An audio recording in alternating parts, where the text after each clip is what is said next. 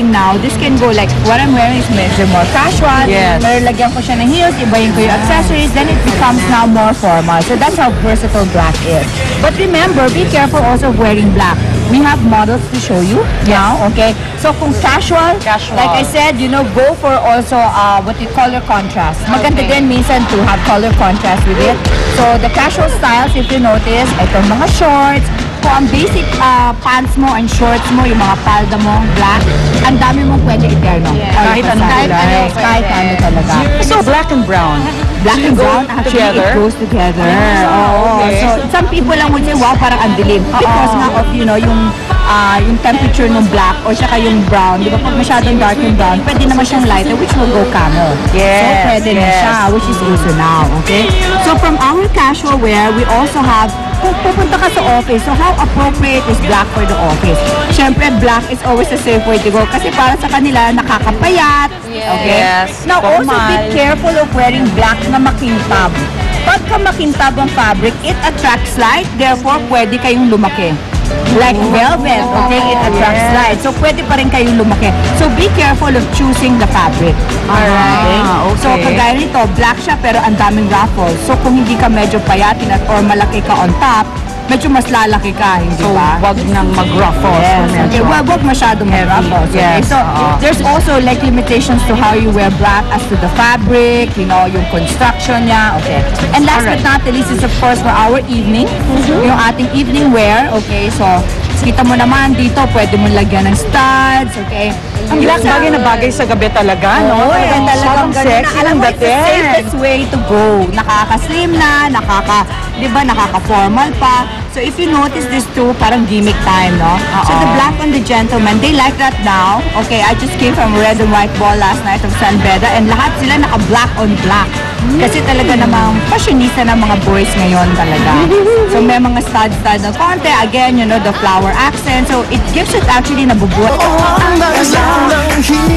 At abalang-abala ngayon dito sa set ng Nita Negrita ang mga bituin ng soap opera at kasama natin ngayon si Tita Nova Villa na gumaganap bilang Nana Ima ang nagpalaki kay Nita Negrita. Ito ay medyo mas madrama kaysa dun sa mga usual na ginagawa mo. Yeah, something different talaga ito. Alam mo naman, hindi naman din ako talaga sanay magdrama. Pero this time, medyo serious talaga ito.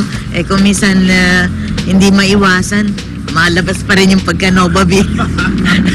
Eh minsan, you know, tinuturoan ko yung sarili ko na before mag-take, ako mismo ang dinidirect ko yung sarili ko na to control kasi sanay ako sa ganoong action.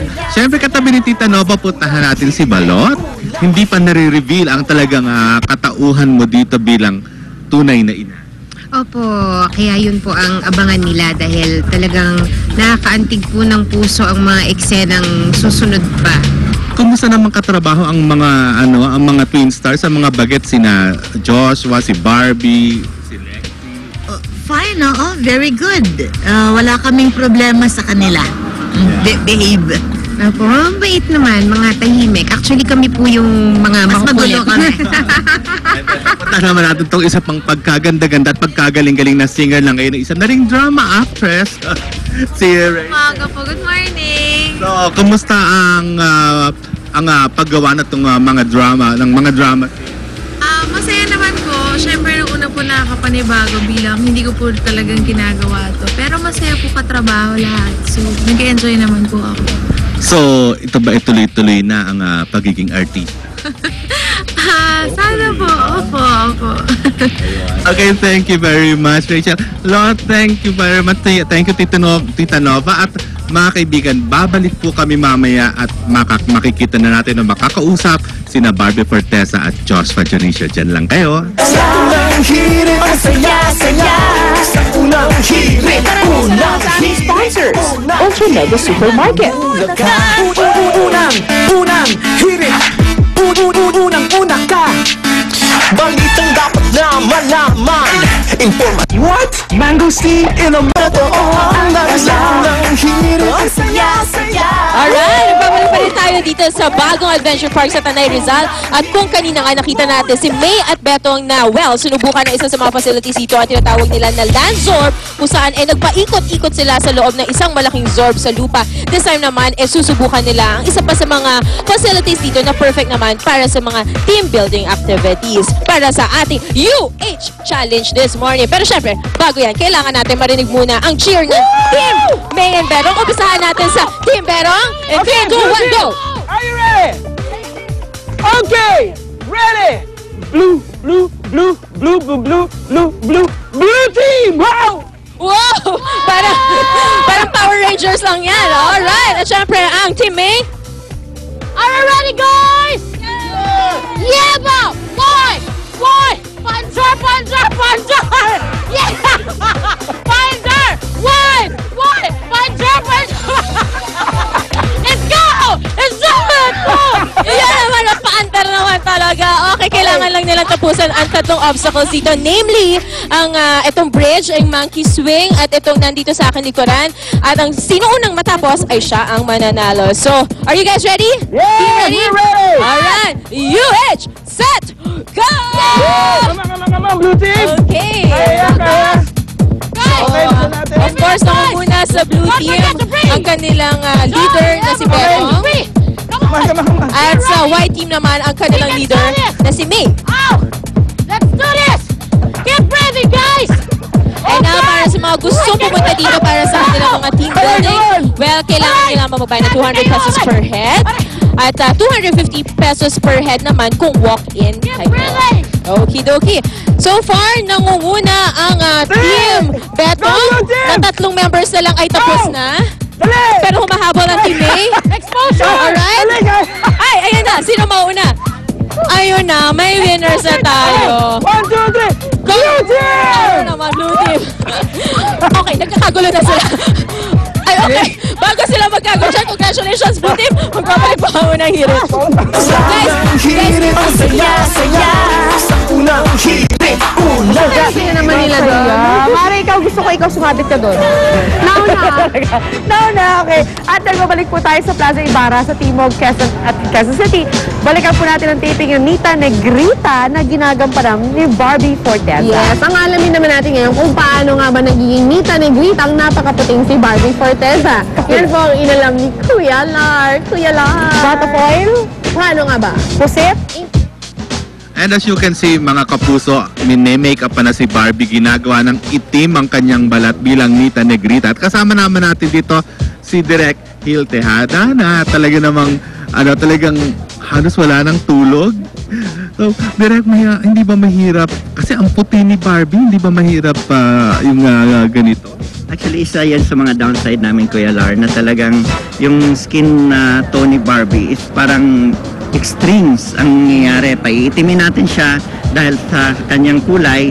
So it's very hard on our part kasi sa ngayon, ang hirap pa rin namin hanapin yung totoong kulay niya in terms of makeup mixing. So, yung mga known products naman natin, hindi angkop sa kanya kasi ang bilis mahulas. So, ang hirap. Up to this point of time na we're running on our second week, pa rin kami, hirap pa rin kami hanapin yung totoong kulay na angkop sa kanya kasi parang ang balis mag-shed off ng makeup. So, kailangan retouch ng Kaya retouch po talaga ng retouch talaga, Kuya Lar. Kamusta naman ang taping? Well, so far nakakatuwa naman, very cooperative. At the same time, yung rating namin pumapalo na. So talagang sobrang saya namin at nagpapasalamat ka kami sa mga kapuso natin dahil patuloy yung pagtangkilik nila sa mga programa ng GMA tuwing hapon. Okay, thank you, Direk. At halapitan natin ngayon si Barbie. Hi, Barbs. Hindi ba mahirap naka-makeup yung halos buong katawan mo?